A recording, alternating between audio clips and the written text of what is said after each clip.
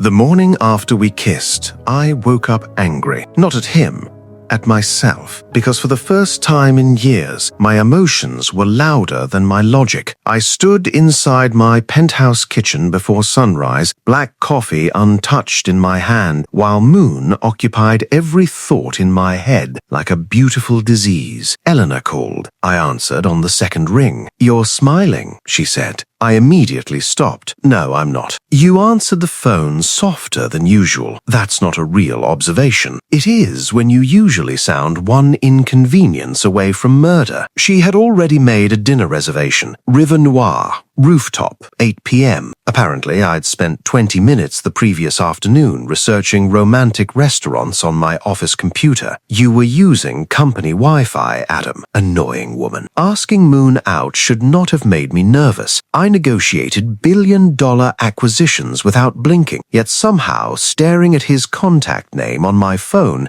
made my pulse feel unfamiliar, pathetic. "Have dinner with me tonight," I said when he answered. Silence. Then softly, "No." The word hit harder than expected. "No, I'm busy." "With what?" He immediately sounded annoyed. "Why does that matter?" It was a question. It sounded possessive. That's because I am possessive. By 7:30 that evening, I was standing outside Moon's studio in the rain, looking absolutely insane. I knew it. Eleanor definitely knew it. But Moon had spent the entire day inside my head after rejecting me, and the more I thought about it, the more irritated I became. Not because he said no, because he ran. That's what this was. Moon pulled away every single time things became too real between us. I entered the studio without knocking. "You refused dinner." Moon blinked slowly. "Hello to you too. You shut down when you're hurt, and you get controlling when you're scared." That one landed perfectly, because it was true. "I don't like this distance," I said quietly. Moon frowned. "I just wasn't ready for something that normal." Normal? Dinner? Dates? Relationship things? Moon laughed quietly without humor. "I don't know how to do those." And suddenly he didn't look dismissive anymore. He looked scared. That somehow hurt more than rejection itself. I kissed him before leaving for work the next morning. Slowly. Softly, one hand against his jaw, the other resting at his waist, unhurried. Nothing desperate in it, just warmth and intention, and the quiet language of someone who intends to return. Moon's fingers curled into my shirt. He held on for just a moment longer than necessary before letting go, and somehow that felt even more dangerous than the kiss the night before. Moon Blay fell asleep against my chest for the first time, and I realized intimacy had nothing to do with sex at all. It was trust. It was letting someone see the parts of you that never survived daylight. Dinner at River Noir should have been easy. I had prepared for negotiations with presidents before, yet sitting across from Moon at that rooftop table made me feel strangely exposed. He looked too real for the place, too alive. His silver-gray curls were tied loosely tonight, revealing the sharp line of his jaw beneath dim lighting. He wore all black again, simple shirt, rings on his fingers, oversized sleeves slightly rolled. "You become very different around me," he said at one point. "Different how?" "Quieter." His fingers traced the edge of the wine glass. "Less cold." I leaned back slightly. "I'm not cold." Moon looked at me flatly. "You threatened a waiter with your eyes 10 minutes ago." He survived. Despite myself, I laughed. Real laugh. And the way Moon looked at me afterward, warm, soft, almost affectionate, made my chest feel dangerously tight. "What scares me," Moon said after a moment, "is that when you care about something, it consumes you." He wasn't wrong. I didn't know how to love halfway, didn't know how to want softly. Everything in my life had always been all or nothing. "Why do you keep looking at me like you're waiting to disappear?" I asked. Moon's eyes dropped briefly toward the table, then quietly, "Because people always do." Something protective twisted inside my chest. I leaned forward slightly. "I'm not leaving." "You can't promise that." "Yes, I can." The ride back to my penthouse felt strangely peaceful. Moon sat beside me quietly in the back seat. At some point, our hands brushed accidentally, then stayed touching. Neither of us ignored acknowledged it, and somehow that tiny contact felt more intimate than the desperate kisses earlier this week, just fingers resting against fingers like they'd found somewhere to belong. When we finally entered the penthouse, Moon stopped walking almost immediately. He looked around slowly at the space, the clean lines, the deliberate emptiness, the high windows overlooking a city that never slept. Then softly, "This place feels lonely." The words pierced directly through me, because he noticed instantly. "It wasn't before," I answered quietly. Moon turned toward me, and something in his expression softened painfully. He noticed Moon's paintings covering the walls, his paintings. "You really bought all of them?" he murmured. "I couldn't leave them behind." Moon looked at me for a long moment, then quietly, "You say terrifyingly romantic things by accident." We ended up tangled together beneath a blanket on the couch, the city glowing around us. His head rested against my chest, my arm wrapped securely around his waist, his fingers lazily tracing patterns against my shirt, small circles, then lines, then nothing. Deliberate.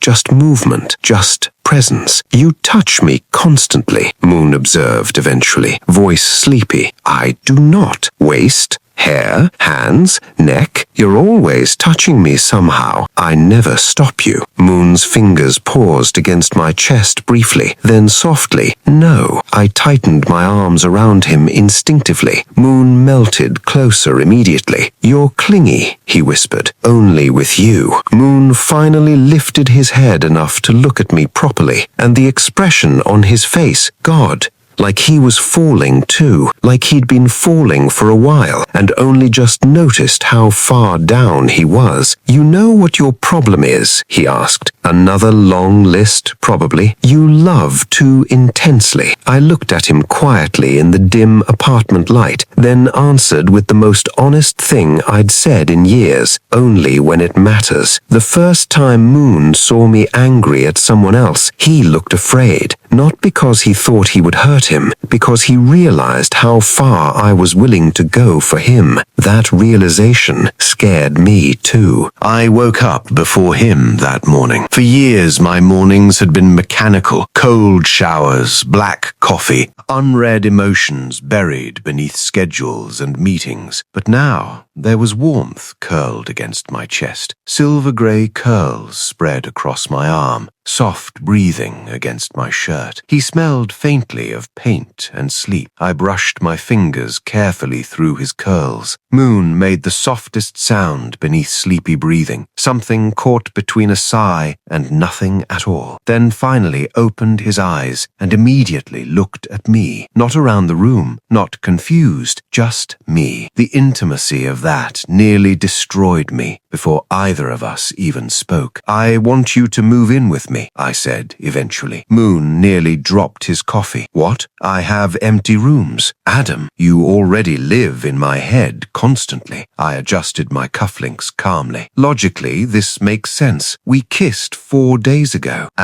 And now you want me living here?" "I want you here regardless." Moon rubbed a hand over his face slowly. "You are completely insane, probably." Moon looked at me for a long moment, then quietly, "That's what scares me." "Me?"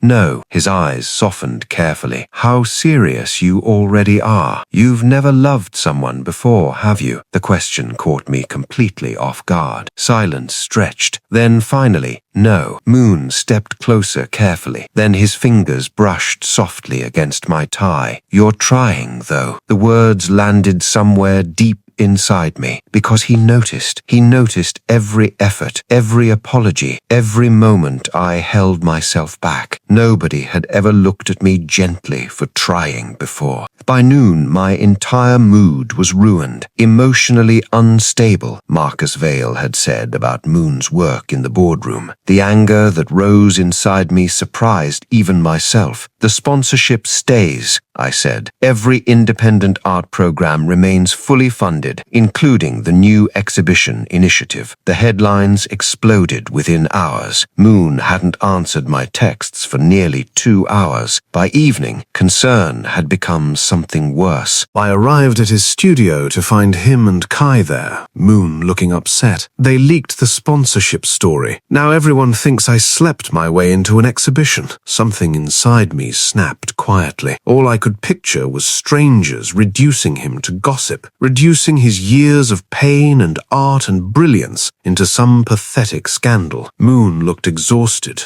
hurt, and that alone made my chest ache violently. I held his face between my hands. "You listen to me very carefully," I said quietly. His eyes lifted toward mine. "You built your talent long before me. You survived before me, and no pathetic rumor changes who you are." I brushed my thumb softly beneath his eye. "They don't get to touch your worth." And for the first time since meeting him, Moon held on to me like he genuinely needed the comfort. Arms around my waist, face pressed against my shoulder, breathing slowing, like he was borrowing calm from someone else. I held him like I had no intention of letting him fall. The first time I realized the world was watching us, I was standing in silence while Moon Blay cried against my chest, not dramatically, quietly, almost controlled, like even his pain was something he tried to manage. For once in my life, power didn't matter. The empire I'd built didn't matter. Only the way his shoulders shook like he was trying not to break completely. Only the way his fingers gripped my shirt like I was the only thing keeping him from falling apart. That was the moment I understood something dangerous. I wasn't protecting him anymore. I was attached to him. "They're everywhere," he murmured against my chest. "Who? People. Watching. Talking. Turning everything into something ugly." "They don't matter," I said. Moon let out a small, broken laugh. "They do when they decide who you are." I lifted his face gently with my hand. His eyes were slightly red, not destroyed, but close. "You are not what they say," I said firmly. "Do you understand me?" A pause, then softly, "I'm trying." That answer hit harder than I expected. Because Moon didn't usually try for anyone like this, just me. By the next morning, everything had escalated. Elena placed a tablet in front of me. A video was already trending. Moon outside his studio, reporters surrounding him. I found Moon exactly when I expected him, curled on the floor of his studio, head resting against his knees, lights off, only rain light from the windows illuminating his figure. "They're not stopping," he whispered. "No, I can't paint like this." Something sharp moved inside me, because that mattered more than anything else. Not fame, not money, his art. I crouched down in front of him slowly. "You don't stop painting," I said quietly. His breath shuddered slightly. "I don't know how." "Then I'll figure it out with you." That night, I did something I had never done before. I called a press conference, not for the company, not for profit, for him. "My involvement with Moon Blay," I began, voice steady, "has been heavily misrepresented. I did not fund his work because of a relationship. I funded his work because he is one of the most important artists of this generation." The room shifted. "And for the record, any harassment toward him will be treated accordingly." When I returned to his studio, Moon was standing near the window, watching the rain. "You didn't have to do that," he said quietly. "Yes, I did. You're making yourself part of this. I already am part of it. Why do you care this much?" I stepped closer until there was almost no space left between us. "You still don't see it." "What?" My hand lifted slowly, brushing against his wrist. "I don't separate myself from you anymore. Everything that touches you touches me now." Moon's breath caught softly, and for the first time since all of this began, he didn't look afraid of that statement. He looked affected. Later that night,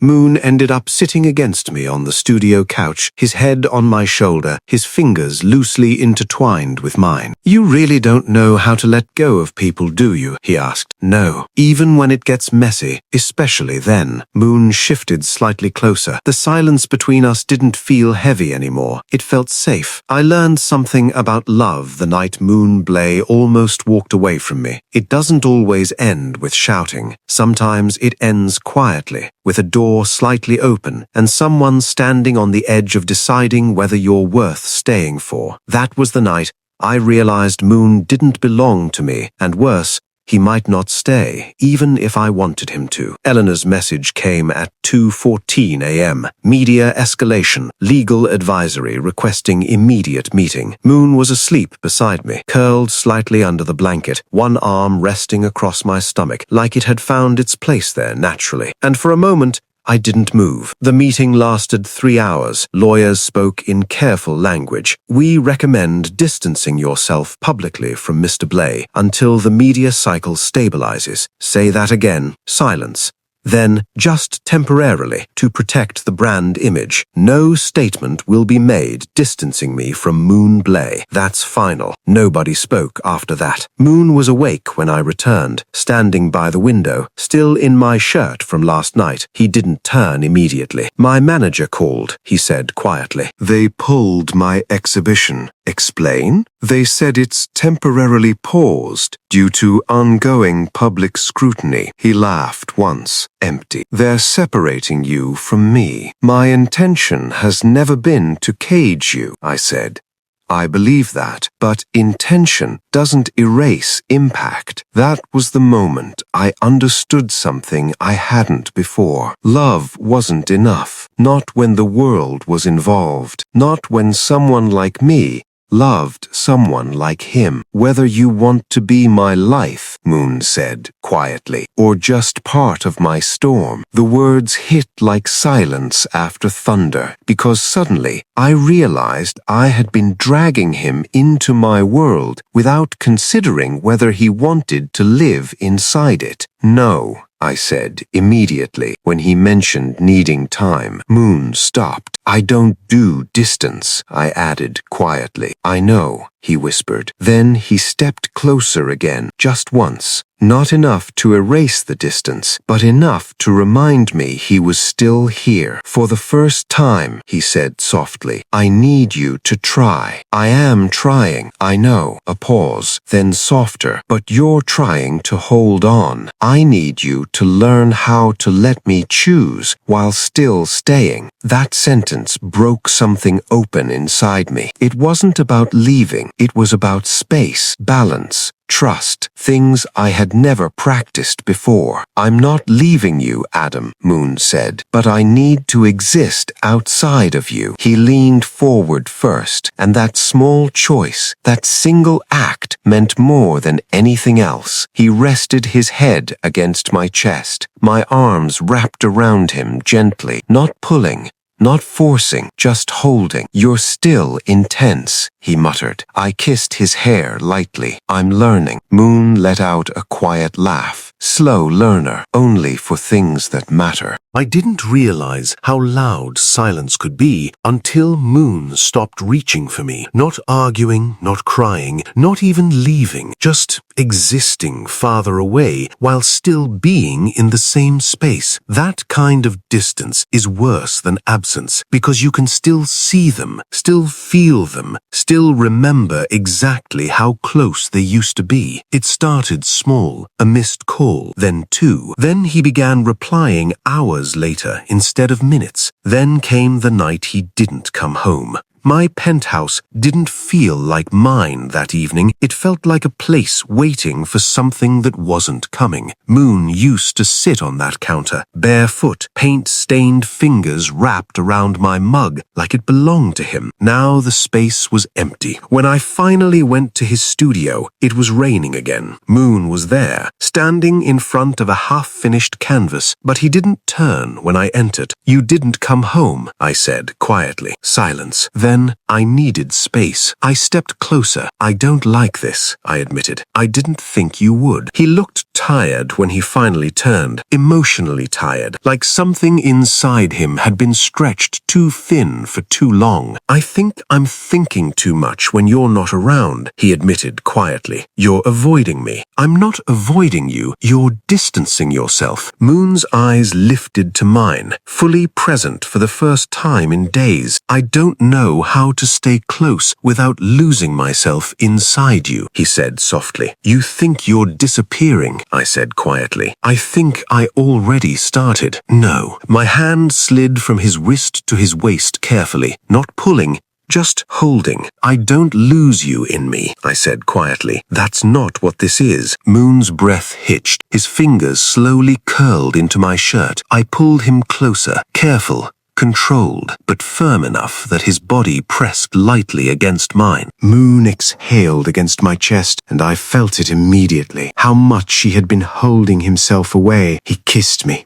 Softly, intentionally, not desperate, not urgent, a reconnection, like touching something you thought you'd lost and finding it still warm. I was afraid, I admitted, when we pulled apart. Moon tilted his head slightly. Of what? Of losing you to everything else. Moon's breath brushed against my lips. Then softly, I was never going anywhere. That broke something in me completely. Because I finally believed him. You don't know how to let me go, he murmured. I don't want to, I admitted. And I don't want you to disappear from me either. The rain outside continued falling softly against the glass. And for the first time in days, the distance between us didn't feel like loss. It felt like something we were finally learning how to cross without breaking each other. I found the truth in a place I never thought would matter. Not in a boardroom, not in a contract, but in silence, in paint, in a face I had been staring at for years without knowing she was connected to him. It started with a painting, a simple one, framed,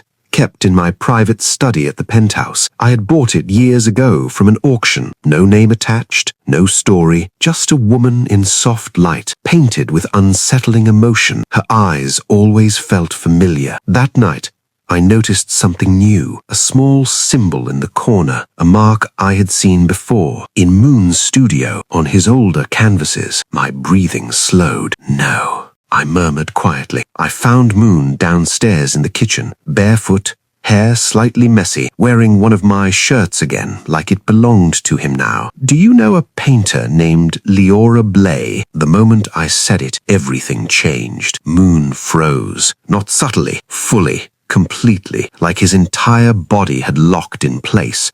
Why are you asking that? Answer me. Then quietly, she was my mother. Silence. Not dramatic, not loud.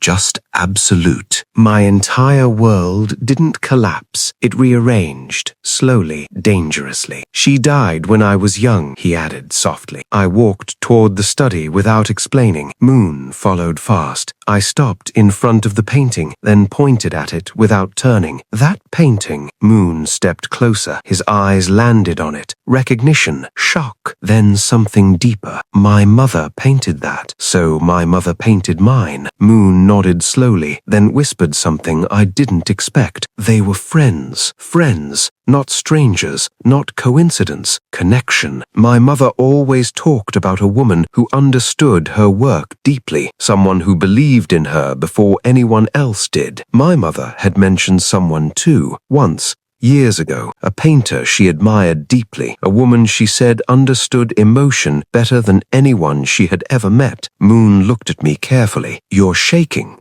he said quietly, because suddenly, this wasn't just coincidence, it wasn't just fate, it was history, and I had stepped into it without knowing. Your mother, she knew mine, I said. Then what is this? Moon whispered, and for the first time since everything began, I didn't have an answer that felt safe, only truth. I don't know, I said quietly, but I know I'm not letting you go. Moon smiled faintly, not afraid, not overwhelmed, just present. I didn't think you were going to, anyway. That made something inside me loosen slightly. I kissed him softly, not urgent, like anchoring myself to something real. Then hold me properly, he whispered when we pulled apart, not like I'm already gone. That sentence stayed with me longer than anything else, because suddenly I understood love wasn't just fear of loss. It was learning how to stay present inside it.